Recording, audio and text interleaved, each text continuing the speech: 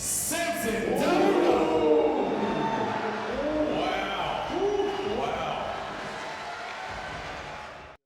दोस्तों 37th annual Arnold classic हो चुका है खत्म और मैं लेकर आ चुका हूँ रिजल्ट्स इस वीडियो में। और बहुत ही एक्साइटमेंट वाला माहौल बना हुआ है और बॉडी बिल्डिंग फैंस लिटरली दोस्तों बहुत ज़्यादा क्रेजी माहौल बना हुआ है। बस इतना ही बोलूँगा, वीडियो को हम लोग शुरू करते हैं।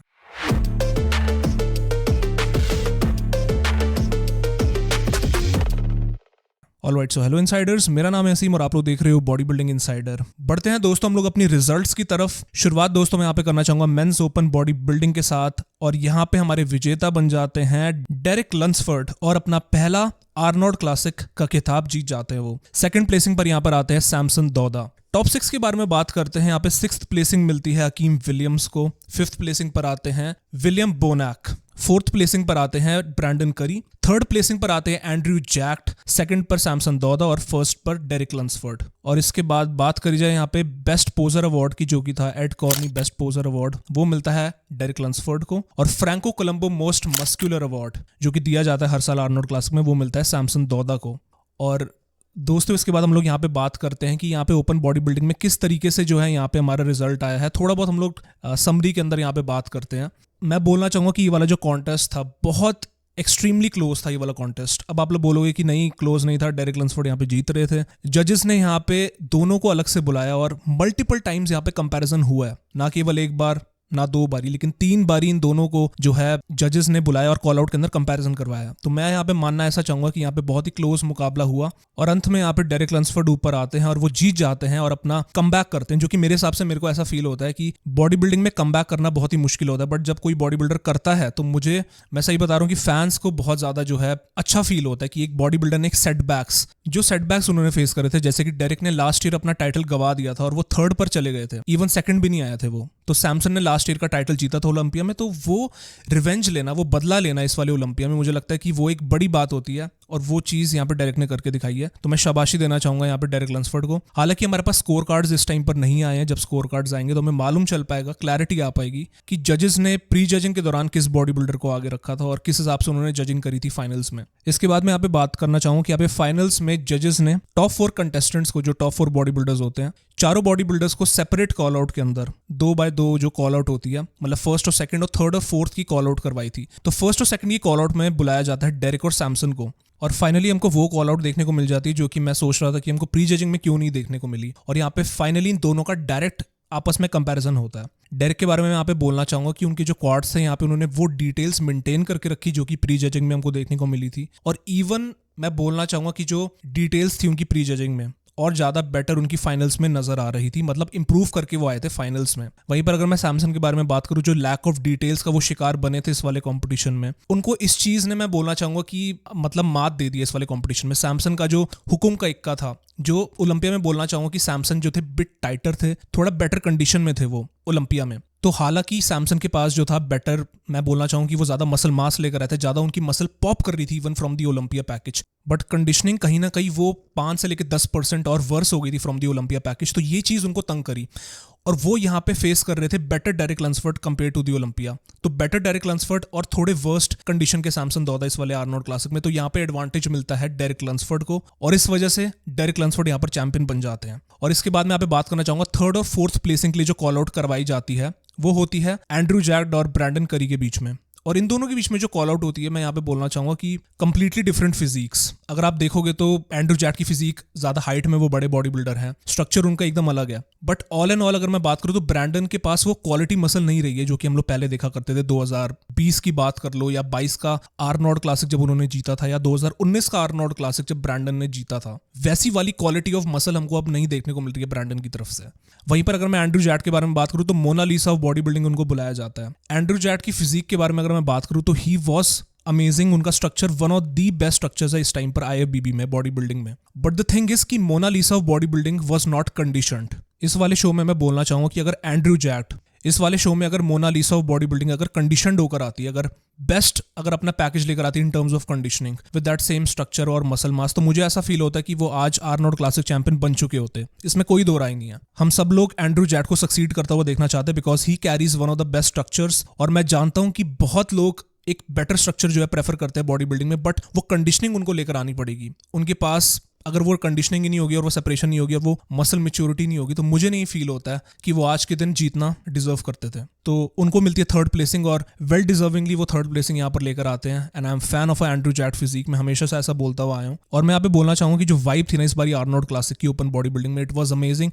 As a body building fan यार मैंने सच में बहुत ज़्यादा इंजॉय करा, स्पेशली जो दोनों के बीच में, डेरिक और सैमसन के बीच में जो राइवलरी हमको इस वाले कॉम्पिटिशन में देखने को मिली है। जजेस इन दोनों का कंपैरिजन करवा रहे थे और दोनों जब साथ में कंपैरिजन कर रहे होते, जो फील होती है ना, जो वाइब होती है इन दोनों के बीच में, सैमसन और डेरिक के बीच में, वो यार देखने वाली थी। मतलब इन दोनों के बीच में कोई भी हार मानने वालों में से नहीं था। दोनों ने एंड तक पोजिंग करी और करी जा रहे थे। इवन जब जजेस ने पोजिंग लास्ट वाला पोज जब बोला था कि मोस्ट मस्कुलर पोज करो, उसके बाद भी वो पोजिंग करी जा रहे थे। डेरिक अपना बैक डबल बाइसेप्स कर रहे थे, सैमसन क्राउड को वहां पे अपना जो है पोजिंग कर रहे थे। तो मैं बोलना चाहूंगा कि यार यही चीज हमको देखनी है बॉडी बिल्डिंग में, and rivalries he body building को आगे लेकर जाती है।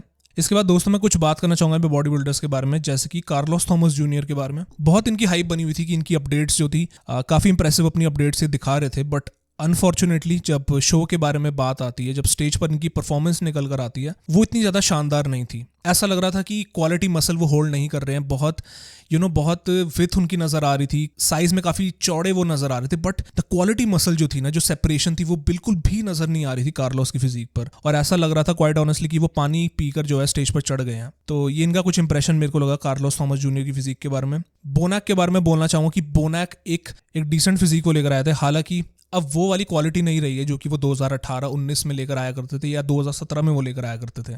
बट ऑल एंड ऑल उनके पास एक कंप्लीट पैकेज था, बैक से वो काफी अच्छे नजर आ रहे थे विलियम बोनैक। और मैं यहाँ पे बात करना चाहूंगा अकीम विलियम्स के बारे में भी। Akeem was also looking great. Front double biceps की आप लोग बात कर लो, उनका जो स्ट्रक्चर है वो काफी बढ़िया लगता है। और मुझे ऐसा फील होता था कि अकीम विलियम्स प्लेसिंग के मामले में थोड़ा और ऊपर प्लेस कर सकते थे। ब्रैंडन करी को ज्यादा उन्होंने हाई प्लेसिंग उनको दे दिया, फोर्थ प्लेसिंग। तो ये दोस्तों कुछ हिसाब किताब रहता है बॉडी बिल्डिंग का, मेंस ओपन बॉडी बिल्डिंग का। चलिए दोस्तों हम लोग यहाँ पे नेक्स्ट बात करते हैं मेंस फिजिक के रिजल्ट के बारे में। और हमारा मेंस फिजिक का रिजल्ट आ चुका है। बिलाल अली दोस्तों जीत चुके हैं आर्नोल्ड क्लासिक का टाइटल, और एरिन बैंक्स यहाँ पे रहते हैं रनर अप और वो बन जाते हैं यहाँ पे सेकंड प्लेसिंग लेकर जो आते हैं। प्लेसिंग के बारे में बात करी जाए तो 6th प्लेसिंग पर आते हैं जेसन ह्यून, 5th प्लेसिंग पर आते हैं एलेजांड्रो।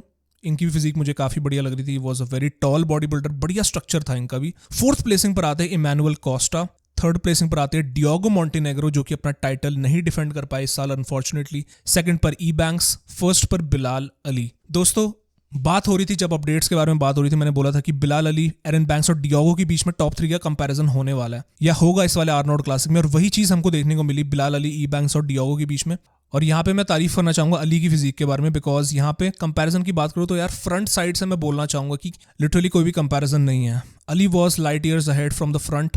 अगर आप लोग मिड सेक्शन की बात करते हो तो जो डिटेल्स वहां पे अली कैरी कर रहे थे, अनफॉर्चुनेटली कोई भी फर्स्ट कॉल आउट का एथलीट वहां पे वो डिटेल्स और सेपरेशन कैरी नहीं कर रहा था फ्रंट वाली साइड से। हालांकि अगर हम लोग बैक वाली साइड से बात करें, बैक से यहाँ पर हम लोग कह सकते हैं कि एरन बैंक्स की जो बैक थी ना यार, वो एकदम साइज के मामले में स्पेशली बहुत ही डोमिनेट कर रही थी फर्स्ट कॉल आउट में। जो सभी बॉडी बिल्डर्स है फर्स्ट कॉल आउट के अंदर बढ़िया बैक कैरी कर रहे थे और काफी क्लोज का मुकाबला था बैक के मामले में से। बट जब हम लोग फ्रंट की साइड से बढ़ते हैं तो वहां पर क्लियर विनर जो है यहाँ पे अली हमको नजर आते हैं। ई बैंक्स की फिजिक के बारे में अगर हम लोग बात करें यहाँ पे, तो ई बैंक्स जो थे अपने बेस्ट पर नहीं आ पाए अनफॉर्चुनेटली। हालांकि मेरे को यहाँ पे वो इंप्रूव नजर आ रहे थे, बट वो वाली सेपरेशन जो है उनकी मिड सेक्शन पर नजर नहीं आ रही थी जो वो डोमिनेट करा करते थे 2 साल पहले।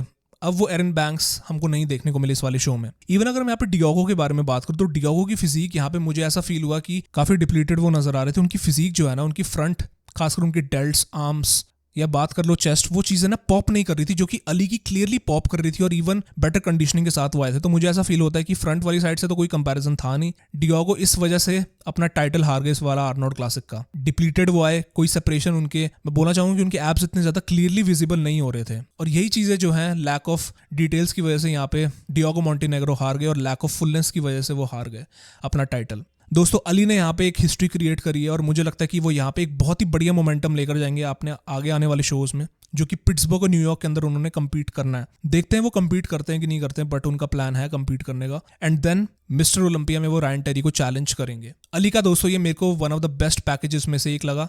और दोस्तों अली तो अब एक रिकॉर्ड पर जा रहे हैं और अब आर्नोल्ड क्लासिक चैंपियन वो बन गए हैं। और फाइनली दोस्तों मैं आपको गुड न्यूज़ देना चाहता हूँ अंत में, और वो गुड न्यूज़ ये कि हमारे इंडिया से हमारे इंडियन एथलीट राजेश जॉन जो कि व्हीलचेयर डिवीजन के एथलीट है, उन्होंने 2 टाइम्स आर्नोल्ड क्लासिक का अपना टाइटल जीत लिया है। इस बारी दोस्तों वो डिफेंड करने के लिए अपना टाइटल आए थे और सक्सेसफुली मेरे को खुशी हो रही है बताते हुए कि राजेश जॉन ने अपना टाइटल डिफेंड कर लिया सक्सेसफुली और 2 बारी आर्नोल्ड क्लासिक चैंपियन वो बन गए हैं। मुझे दोस्तों बहुत ही खुशी हो रही है बताते हुए कि एक इंडियन एथलीट आर्नोल्ड क्लासिक गया, ना केवल एक बारी अपना टाइटल जीता बट 2 बारी वो जीत चुके हैं। तो इसका मतलब ये है दोस्तों कि ओलंपिया के अंदर हमारे 2 व्हीलचेयर डिवीजन एथलीट्स compete करेंगे। एक हमारे जो शेरू क्लासिक जीते थे मुंबई प्रो शो में और हमारे राजेश जॉन।